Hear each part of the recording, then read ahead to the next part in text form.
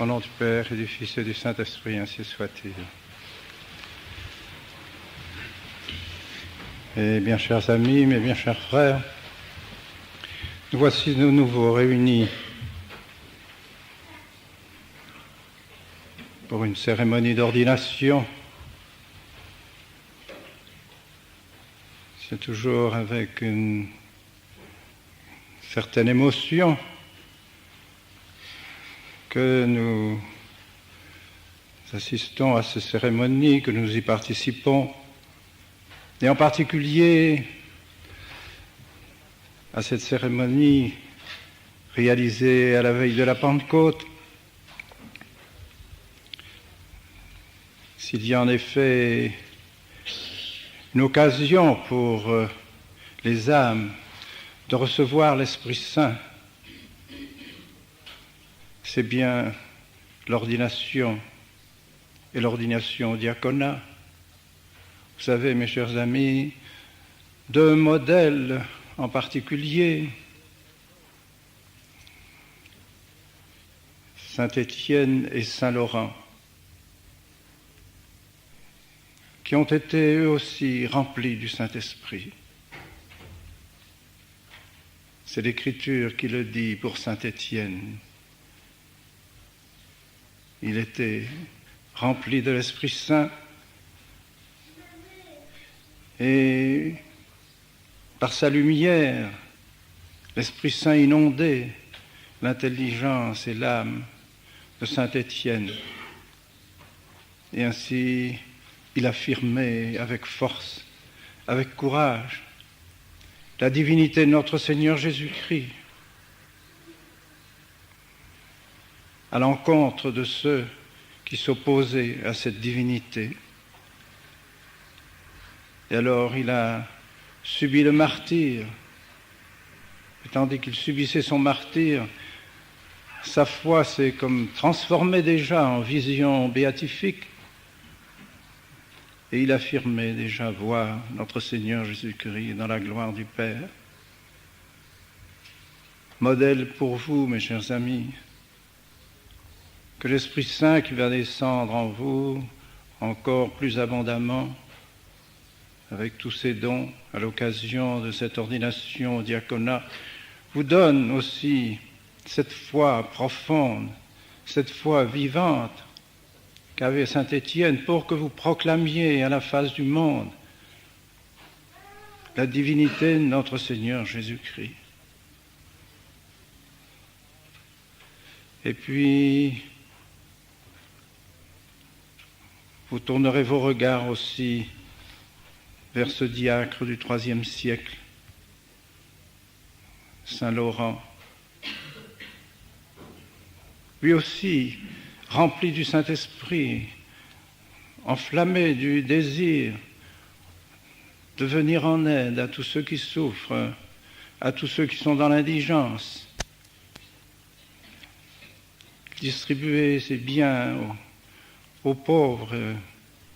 Il était chargé de distribuer par le pape tout ce que l'Église pouvait donner à ceux qui étaient dans l'indigence. Et par là aussi, il a subi le martyre. Parce que, rempli du Saint-Esprit, il manifestait la charité de notre Seigneur devant l'égoïsme de ses bourreaux qui auraient voulu profiter des richesses de l'Église. Il a souffert le martyre horrible de la grille ardente, mais l'ardeur de sa foi, l'ardeur de sa charité était encore plus grande que le feu qui le brûlait à l'extérieur. Grand modèle également pour vous. Modèle du détachement total. Vous aurez aussi des responsabilités plus tard, responsabilités matérielles. Ne vous attachez pas aux biens de ce monde. Soyez aussi généreux pour les pauvres sans doute, mais surtout pour les pauvres spirituelle. Pour ceux qui souffrent de la faim et de la soif dans leurs âmes, pour tous les pécheurs, pour tous ceux qui viendront à vous pour demander la grâce de la charité, la grâce de la rédemption par les sacrements qui descendront par vos mains, par vos paroles. Alors demandez aujourd'hui cette grâce, et nous la demandons pour vous, tous ceux qui sont ici présents, parents, amis, vos maîtres, qui ont tant d'affection pour vous, demandent pour vous que cet Esprit Saint descende en vous avec l'abondance de tous ses dons, des faces de vous, des diacres, qui suivent les modèles que l'Église nous a donnés, Saint Étienne et Saint Laurent. Et vous avez particulièrement besoin de cet Esprit Saint aujourd'hui. Vous aurez à prêcher le règne de Dieu. Lorsqu'on prend connaissance dans les Écritures des dernières paroles de notre Seigneur aux apôtres avant de monter au ciel, et puis des premières aussi des actes des apôtres après la descente du Saint-Esprit sur eux, on s'aperçoit que tout l'objet de notre Seigneur Jésus-Christ, l'objet de sa révélation, l'objet de l'apostolat des apôtres, c'est le regnum Dei, le royaume de Dieu, le règne de Dieu. C'est bien ce que notre Seigneur nous a demandé dans sa prière, que votre règne arrive, que votre volonté soit faite sur la terre comme au ciel. C'est ça l'objet de notre prédication. Or, ce règne de Dieu, qui était évident, efficace pendant des siècles de chrétienté, siècle où notre Seigneur vraiment était le roi dans les cités, dans les familles, dans les individus. Oh, certes, tout n'était pas parfait. Il y avait bien aussi et toujours le péché et les pécheurs. Mais on peut dire que le royaume de notre Seigneur était agréé par tous, par ceux qui présidaient aux destinées des cités et par ceux qui étaient les pères de famille, les chefs de famille, par ceux mêmes qui avaient des professions, qui consacraient leur profession à des saints, et par les individus d'une manière générale. Les vocations en étaient une preuve, les familles chrétiennes en étaient une preuve également. Or, un dessein satanique est venu troubler ce règne de notre Seigneur. Et non seulement le troubler, mais a eu pour intention, pour but, de le détruire de fond en comble. Fond en comble. C'est bien ce que dit le pape Léon XIII dans son encyclique Humanum Genus, parlant de la franc-maçonnerie. Il dit: leur but est la destruction totale des institutions chrétiennes. Destruction totale des institutions chrétiennes. Et en effet, patiemment, résolument, avec une malice consommée, ils arrivent peu à peu à leur but. Et l'on s'aperçoit que d'année en année, ils arrivent à détruire les institutions chrétiennes. Mais alors on s'attendrait, évidemment, à une résistance acharnée de ceux qui croient au règne de Dieu, de ceux qui croient à la divinité de notre Seigneur Jésus-Christ. Mais hélas, partout des traîtres, partout des abandons, partout des compromissions. Le règne de notre Seigneur sera encore acceptable, à la rigueur dans les familles, à la rigueur dans les paroisses, dans les personnes privées, mais plus extérieurement, plus dans la cité, plus dans les professions. C'est la sécularisation, c'est la laïcisation. Voilà le projet infernal de Satan. Le grand moyen d'arriver à la destruction du règne de notre Seigneur des institutions chrétiennes, c'est la laïcité et la sécularisation des États, des sociétés, et par le fait même, nécessairement, c'est une conséquence logique et comme implacable, sécularisation, laïcisation des familles. Et non seulement des familles, mais des séminaires, mais du clergé. Et voilà que dans le clergé, dans l'Église, des hommes se lèvent en faveur de la sécularisation. Des chrétiens comme Maritain estiment que la sécularisation est une évolution nécessaire et comme un progrès qui doit arriver avec la science, avec le développement des sciences humaines et sociologiques. Et puis ce sera Teilhard de Chardin, un prêtre, qui fera aussi de cette laïcisation, de cette sécularisation, l'objet de ces considérations, qui seront suivies dans les séminaires par des prêtres, par des professeurs de séminaire. Alors, à quoi peut-on s'attendre si même ceux qui desservent l'autel, ceux qui desservent notre Seigneur, ceux qui ont été ordonnés pour le règne de Dieu, pour le règne de notre Seigneur, sont aussi partisans de la destruction du règne de notre Seigneur dans la société, comment peuvent-ils être encore des prêtres ? On ira plus loin. Ce ne sont pas seulement des prêtres. Ce ne sont pas seulement des individus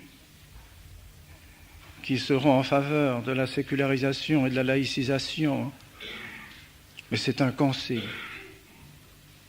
Le Concile Vatican II, par son décret de la liberté religieuse, instaure pratiquement la laïcisation et admet officiellement les États laïques et les États sécularisés.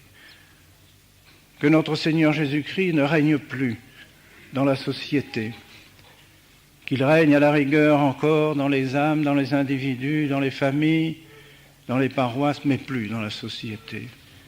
Cela n'est plus possible, je l'ai entendu de mes propres oreilles. Le règne de notre Seigneur dans la société n'est plus possible. Ce n'est pas ce que disait le pape Pie XI dans son encyclique Quas Primas sur la royauté sociale de notre Seigneur Jésus-Christ.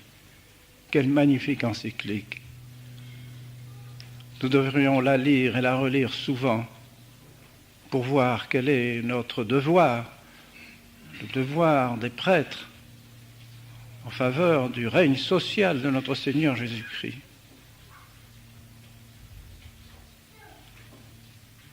Nous voyons maintenant, à l'instigation de ce concile et de ce décret de la liberté religieuse, la déchristianisation de toutes les sociétés catholiques. Et cela accompli non seulement avec l'accord, mais avec l'approbation et à l'instigation de Rome. Voilà la situation dans laquelle nous sommes aujourd'hui. C'est un crime contre notre Seigneur Jésus-Christ. Et précisément, toutes les réformes qui ont été faites après le Concile ont été faites dans ce sens, dans le sens d'une sécularisation et d'une laïcisation de la société catholique. La nouvelle liturgie, la nouvelle messe, n'est plus celle qui exprime la royauté sociale de notre Seigneur Jésus-Christ. Tandis que la vraie messe, la messe de toujours, exprimait cette royauté sociale de notre Seigneur, cette adoration de la société chrétienne tout entière, de tous ceux qui en font partie, de ceux qui ont des responsabilités dans la société, tout cela adorait notre Seigneur à genoux, adorer notre Seigneur dans la Sainte Eucharistie et lui demander pardon pour leurs péchés, lui demander la grâce de la rédemption de leurs péchés, l'application du sang de notre Seigneur Jésus-Christ sur leurs âmes. Et cela, toute la société réunie autour de l'autel, adorait Jésus, le reconnaissait comme roi. Il règne par le bois de sa croix, regna vita lignio Deus. Il règne par le bois de sa croix et tout le monde le reconnaît. Cette transformation de la messe en une espèce de réunion communautaire où l'on partage un pain qui signifie la communauté et qui rappelle simplement le souvenir de notre Seigneur, ce n'est plus la royauté sociale de notre Seigneur Jésus-Christ, qui était l'expression la plus belle, la plus sacrée, la plus divine de toute la société chrétienne. C'est pourquoi de magnifiques églises ont été construites par nos ancêtres pour signifier cette royauté de notre Seigneur Jésus-Christ sur tous les individus, ces flèches qui s'élancent au milieu de nos villages, toutes les maisons regroupées autour de ce clocher, autour de cette église, signifiaient précisément la royauté de notre Seigneur Jésus-Christ. On a voulu maintenant faire des salles polyvalentes qui servent à n'importe quoi, qui n'ont plus de signification, qui ont même parfois des formes désagréables, horribles. Ce n'est plus la royauté sociale de notre Seigneur Jésus-Christ. C'est cela que vous aurez à prêcher. Vous êtes consacrés pour cela. Et vous êtes fait diacre dans la Sainte Messe de toujours, grâce au sacrifice de la croix de notre Seigneur Jésus-Christ. Vous serez fait diacre comme les diacres ont été faits depuis le début de l'Église. La cérémonie que nous allons faire est celle de toujours. Vous pouvez donc avoir cette conviction, je suis diacre comme l'était Saint Étienne, Saint Laurent et tous ceux qui ont été ordonnés diacres avec eux et après eux. Alors que vous ayez en vous cette foi, ce feu de l'Esprit Saint qui illumine vos esprits, qui vous donne une charité profonde, une charité parfaite, mais avant tout ayant les regards jetés sur notre Seigneur Jésus-Christ. Et non pas seulement sur le prochain, on aime son prochain que pour Dieu, et non pas pour lui-même, et non pas pour nous-mêmes, mais pour Dieu, pour notre Seigneur, pour que notre Seigneur règne en lui et pour que notre prochain se destine à lui. Voilà le but de notre charité, voilà le but de l'Esprit Saint qui descend en vous. Demandez à la très sainte Vierge Marie, mes chers amis, et à notre bonne Mère du ciel, elle qui est remplie du Saint-Esprit, par laquelle cette grâce va vous être donnée, car nous ne recevons aucune grâce sinon par la médiation de la très sainte Vierge Marie. C'est donc par elle que vous allez recevoir cette grâce de l'Esprit Saint, grâce du diaconat. Demandez-lui qu'elle vous la garde, qu'elle vous la donne en abondance et qu'elle vous la garde tout au cours de votre vie. Au nom du Père et du Fils et du Saint-Esprit, ainsi soit.